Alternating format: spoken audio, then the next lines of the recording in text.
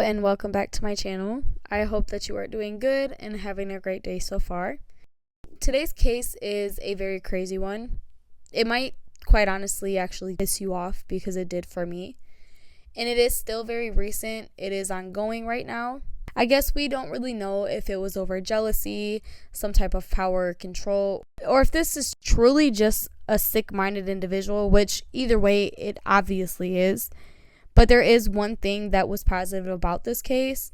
We unfortunately don't hear this quite often, but this one involves survivors, which is always very good to hear.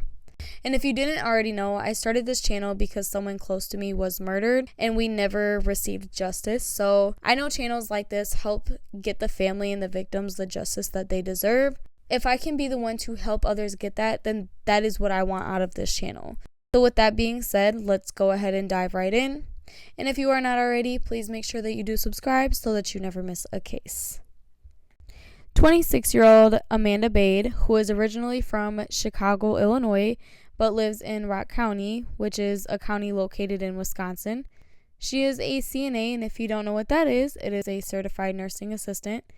She enjoys strength training, reading, studying, and just really spending time with her friends and family. I did read that she was actually almost finished with nursing school and was also an Honor Society president at Blackhawk Technical College. And if you or anyone that you know have or are currently in nursing school, you know that it takes a lot of your time and is very challenging. So the fact that she always made time for her friends and family, even while trying to work and go to school and be a part of the honors, really just shows the type of woman that she is. And I did read that there is a long line of nurses in her family, so she is following in their footsteps, and I just thought that that was pretty cool. She said she was the type of woman to always stay aware of her surroundings, which unfortunately I feel as a woman we all should, because there is always scary things going on around us.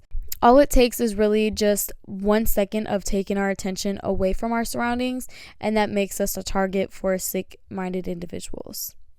She used to carry a gun on her for safety, and if you as a woman don't have that, I truly feel like you should be carrying something that you can use to protect yourself if you're ever in a situation where you need to. But okay, back to Amanda.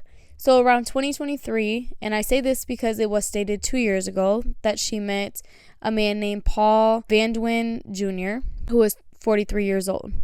And at first, they seemed to hit it off. They went on 2 dates together, but then Amanda really just realized after talking to him and going on those 2 dates that she just wasn't really that interested in him. And they never ended up getting into a relationship. He then met another woman online whose name is Andrea Whitaker, who is 41 years old. And she was finishing pharmacy school and planned to move to Madison, which was where Paul was. And it seemed like he was very interested in her from the beginning. After she moved to Madison, it was reported that he stopped communicating with Amanda. And even though Amanda did not want to move past being friends with Paul, she still made her opinion known to him about Andrea. She just warned Paul that Andrea seemed pretty dangerous and toxic, but even with that being said, he still chose to ignore that because honestly, he really liked her, and Andrea felt the same way about him as well. Actually, maybe a little too much, because everything that was about to happen during the course of their relationship makes you wonder truly what is wrong with people and why certain things go through their minds, which is why we are here today talking about this case. So Paul and Andrea started dating and taking each other pretty serious from the start. As this was going on, Amanda and Paul again have really stopped communicating, and Amanda just went on about her life. You know, she was already busy with juggling school, work, and just life period to sit and be concerned about him and their past friendship. In April, Amanda's sister started to feel very ill, with really no explanation. Nobody could really figure out what was wrong with her, but on the bright side, she did end up recovering quickly, so they figured maybe it was just a simple illness. However, around the same time, Amanda became extremely ill with severe stomach pains and extreme pains all over her body. After 3 ER visits and unfortunately many dismissals, one doctor finally decided to take her concern serious and look further into it, because at this point, it just didn't seem right. It didn't seem like the normal stomach bug or the flu or any other sickness, and things just seemed a lot worse than that, and it just didn't seem like it was getting better. The doctor did some testing and then determined that she had been poisoned. Her car was tested, and various highly toxic chemicals were found in her car and her water bottles that clearly nobody should have had access to, which is honestly very scary to even think about. Her poison levels were so high that most people at this point would have died. Amanda's major organs were starting to fail. She now has severe nerve damage, causing her to be paralyzed in her legs and also her facial and neck muscles. She lost the ability to walk and had to learn to talk again. She could not eat properly, and she had lost all of her hair. She went through so many painful treatments and is still fighting to get back healthy again. The police and FBI had determined that the man Amanda briefly dated, Paul, along with his new girlfriend, Andrea Whitaker, remember the one that Amanda warned Paul about, that she thought that she was very toxic and dangerous? Well, anyways, law enforcement determined that Andrea conspired all of this to kill Amanda and, get this, also another one of his exes as well, which I have looked into and tried to find some information on the other victim, and I couldn't find anything, so I am going to go ahead and respect her privacy, and let's just hope that she is on the road for recovery as well. Stanton, a clinical toxicologist at the Wisconsin Poison Center, tells me those symptoms are attributed to thallium. They all have different effects that might just make a muddy picture of, what's more responsible than another. Police say Paul Van Dyne Jr. and Andrea Whitaker plotted to poison Amanda and another woman using cyanide, thallium, aberin, and hydrogen sulfide. Van Dyne briefly dated both women. He and Amanda hadn't spoken for months prior to the poisoning, but authorities say he stalked her and broke into her car, slipping the substances into her water bottle and air vents. They were found in Amanda's and the other victims' cars and other belongings on several occasions, which we stated one was a water bottle. Going back obviously played a big role in her sister getting ill as well, and I don't really know for sure if maybe she drove in Amanda's car or drank out of her cup. It wasn't very clear exactly how Amanda's little sister did get it in her system, but she did, which is very frustrating. Not only are you trying to end Amanda and your other ex's innocent lives, but you're also bringing a child in the mix of this as well. And if this wasn't already sick enough, there's more. According to Amanda's family, Paul and Andrea were literally stalking Amanda for months. They were putting hidden cameras around the house to know what she was doing or where she was going at all times. Just to think about that is scary. I couldn't even imagine. After Amanda spent a whole 38 days in not just one, but 3 hospitals because of these selfish-ass people, she was finally able to come home, only to have Paul and Andrea waiting and watching for her so that they could, so-called, finish the job. This would have been the 4th time that they tried to end her life. Amanda was working with law enforcement at this time to get these 2 arrested, and law enforcement definitely came prepared. They were able to get an arrest warrant for Paul and Andrea on June 19th and were arrested while trying to so-called finish her.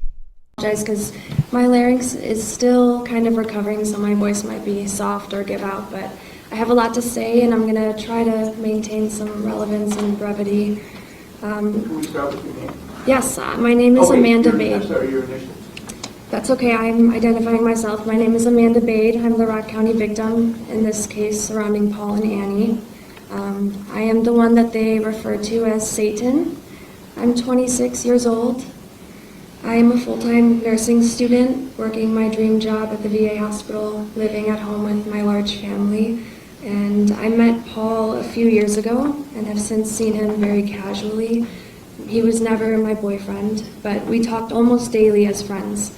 So I knew him long before he met Annie, and I got intimate insights into their developing relationship. At some point, Paul became unrecognizable. From the moment I met him, I begged that no matter what happens with any woman, he protect and put his babies first. But it was Father's Day when Paul was arrested at my property. I had just been discharged from a horrific 38-day hospitalization, and he snuck away from his family once again to finish the job. I can't tell you that I'm terrified of this man, because I'm not. I refuse to live in fear of anybody. But I am in danger. My family and my loved ones are in danger, and our entire community is in danger. Paul has been playing professional assassin with undetectable weaponry against us all year. And I'm a girl from Chicago who checks her surroundings twice, excessively locks her doors, is in by dark. I keep a gun on me. I did not stand a chance. Paul traveled 40 minutes from home in the middle of the night, countless times, to creep through woods and break into my locked car at the dead end of my quiet neighborhood. He meticulously planted death all around me, and he inadvertently poisoned several members of my family, including my middle school-aged sister, in his path to me. I firmly believe a man who chooses the gruesome demise of an innocent, loving girl over the well-being and safety of his children is irreparably deranged. I was nothing but so good to him. I cared genuinely for Paul and his family, and I'm embarrassed to say that I always will. That's who I am. But Paul chose, day and night for months on end, to erase my future. He didn't care who it would wreck.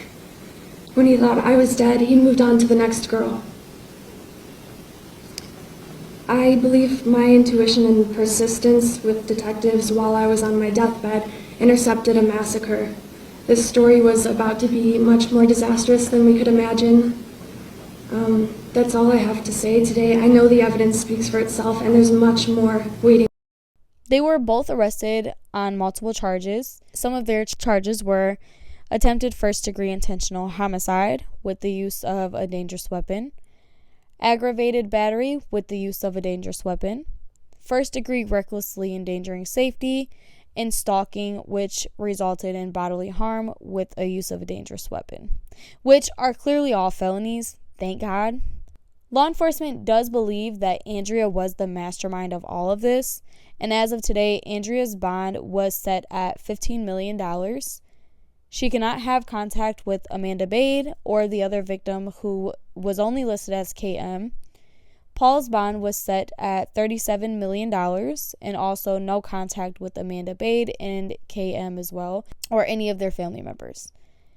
I really do hope that these two get the worst punishment possible, because they literally sat and watched Amanda, and probably his ex as well, suffer the worst ways. So they deserve the worst punishment that they could get at all. Paul Van Dyne and Andrea Whitaker are a literal toxic relationship. They are the coldest, most calculating, and most relentless threats to public safety Wisconsin has seen in the last decade, if not longer. I wonder if this was over Andrea being jealous of his exes, or was she just so sick-minded that she got off on something like this? We may never even know. The doctors were unsure of how Amanda's future looks. Again, just so sad. She was so close to finishing nursing school. She is obviously unable to work and cannot drive. Her car is currently being held in police custody as evidence. So as you can imagine, her bills are adding up and she's unable to pay them right now. And also some of her family members have lost their jobs as well while trying to focus on helping Amanda get through her fight. She does have a GoFundMe that I am going to link in the description of this video.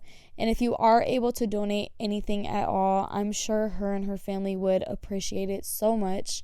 And if you're not, that is completely fine. Maybe just share this video and get it out there more, get more people to donate to her, more people to hear her story, because not a lot of people know about this and it needs to be heard more. Thank you so much for watching this video and listening to Amanda's story. Again, if you are not already, please make sure that you do subscribe so that you never miss a case. Until the next one, stay safe.